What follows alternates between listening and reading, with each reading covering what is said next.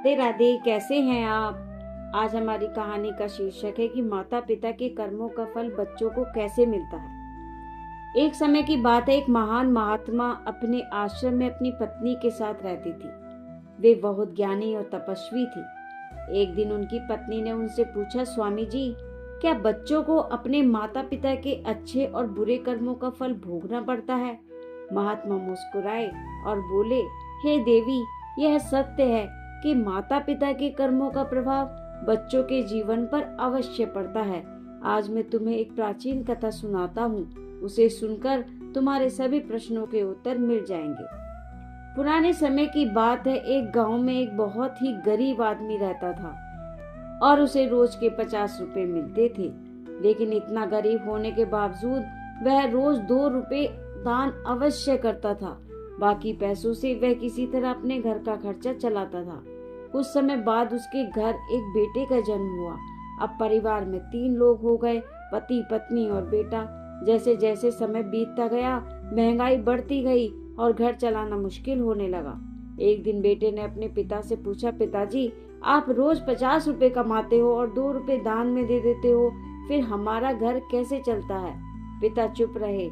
माँ ने बेटे को समझाया, बेटा, तुम्हारे पिताजी जो दान करते हैं वे किसी और के लिए नहीं बल्कि तुम्हारे भविष्य के लिए करते हैं। लेकिन बच्चा अभी छोटा था, वह समझ नहीं पाया। समय बीतता गया, बेटा 16 साल का हो गया। एक दिन वह गरीब आदमी काम से लौट रहा था, तभी रास्ते में एक जंगली भैंस ने उस पर हमला कर दिया। उस हमले में उसकी मृत्यु हो गई। जब माँ और बेटे को यह समाचार मिला तो उन पर दुखों का पहाड़ टूट पड़ा।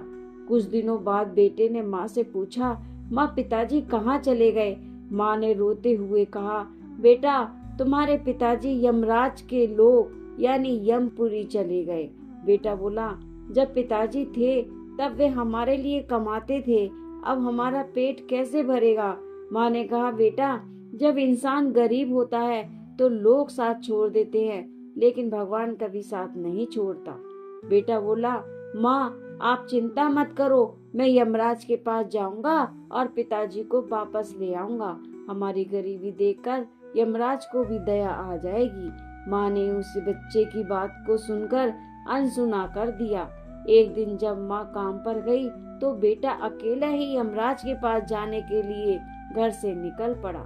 चलते चलते वह थक गया और एक बड़े आम के पेड़ के नीचे बैठ गया। तभी पेड़ ने मनुष्य की तरह बोलना शुरू कर दिया, बेटा, तुम कौन हो और कहाँ जा रहे हो। बेटे ने पूरी बात बताई। पेड़ बोला, मेरी एक बात यमराज जी से पूछना, मैं वर्षों से यहाँ खड़ा हूँ, न हिल सकता हूँ न सूखता हूँ, मैंने ऐसा कौन सा पाप किया है। बेटे ने वादा किया कि मैं अवश्य पूछूंगा। आगे चलकर उसे एक बूढ़ा सांप मिला। सांप बोला, बेटा, मुझसे डरना मत, यमराज से मेरा प्रश्न पूछना, मैं चल भी नहीं सकता, किस कर्म का फल भोग रहा हूँ। बेटे ने उसे भी हाँ कर दिया। रास्ते में एक किसान मिला जो यात्रियों के लिए बावड़ी खोद रहा था, लेकिन उसमें पानी नहीं आ रहा था। किसान ने कहा, यमराज से पूछना कि मेरा साथ ऐसा क्यों हो रहा है। आगे चलकर तालाब पर एक बत्तख मिली जो कई जन्मों से वही भटक रही थी। उसने भी अपनी मुक्ति का कारण पूछा। तालाब के किनारे एक मरी हुई बगुला पड़ी थी जो सड़ नहीं रही थी। उसने भी अपने कर्मों का कारण जानना पूछा। अंत में बेटा यमपुरी पहुंचा और यमराज को प्रणाम किया। उसने कहा, हे यमराज, मेरे पिताजी को वापस भेज दो, हम भूखे मर रहे हैं। यमराज बोले, उस लड़के को रास्ते में जितने भी प्रश्न पूछे गए थे उस लड़के ने यमराज जी से पूछा और यमराज जी ने बताया कि बगुला ने ज्ञान को दबाकर रखा था और बत्तख के भीतर अमृत था। सांप के पास मणि थी और आम का पेड़ एक लालची गुरु था। किसान को पहले कन्यादान करना था। बेटा वापस लौटा, सबको उसने उत्तर दिया। सभी ने अपनी वस्तुएं और ज्ञान उसे दिया और मुक्त हो गए।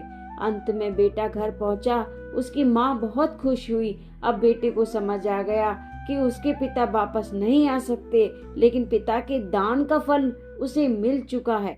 महात्मा बोले, हे देवी, इस तरह माता पिता के कर्मों का फल बच्चों को मिलता है। कुछ ही दिनों में बेटे का जीवन पूरी तरह बदल गया। सांप की बड़ी ने उसे धन दिया, बत्तख ने अमृत से स्वास्थ्य और तेज दिया, बगला और आम के पेड़ से मिले ज्ञान से वह विद्वान हो गया और किसान की बेटी से विवाह होने के कारण उसे एक संस्कारी जीवन साथी मिली। माँ यह सब देखकर आश्चर्यचकित हो गई। तब बेटे ने माँ से पूछा, माँ अब मैं समझ गया हूँ कि पिताजी रोज दान करते थे, वही आज हमारे जीवन की रक्षा कर रहा है। पिताजी भले ही शरीर से हमारे साथ नहीं हैं, लेकिन उनके कर्म आज भी हमारे साथ हैं। माँ की आंखों से आंसू बह गए। उसने कहा, बेटा सच कहा महात्मा ने, कर्म कभी नहीं नष्ट होता। महात्मा ने कथा समाप्त करते हुए कहा, हे देवी, इसी कारण शास्त्रों में कहा गया है कि मनुष्य को अपने जीवन में अच्छे कर्म अवश्य करने चाहिए, ताकि उसके कर्म का फल केवल उसे ही नहीं बल्कि उसकी संतान को भी भोगना पड़ता है। जो माता पिता दान, सेवा और सत्य के मार्ग पर चलते हैं, उनकी संतान को जीवन में कभी असहाय नहीं होना पड़ता, और जो लोग स्वार्थ, लोभ और अहंकार में जीवन बिताते हैं, उनकी संतानों को भी कष्ट झेलना पड़ता है। यह कथा में ये सिखाती है कि दान कभी व्यर्थ नहीं जाता, ज्ञान को दबाना पाप है, अपने कर्तव्य से भागना गलत है। माता पिता के कर्मों का प्रभाव बच्चों के जीवन पर पड़ता है, इसीलिए हमें चाहिए कि हमें अपने जीवन में अच्छे कर्म करें, ताकि आने वाली पीढ़ियां सुखी रह सके। अच्छे कर्म ही सच्ची संपत्ति है।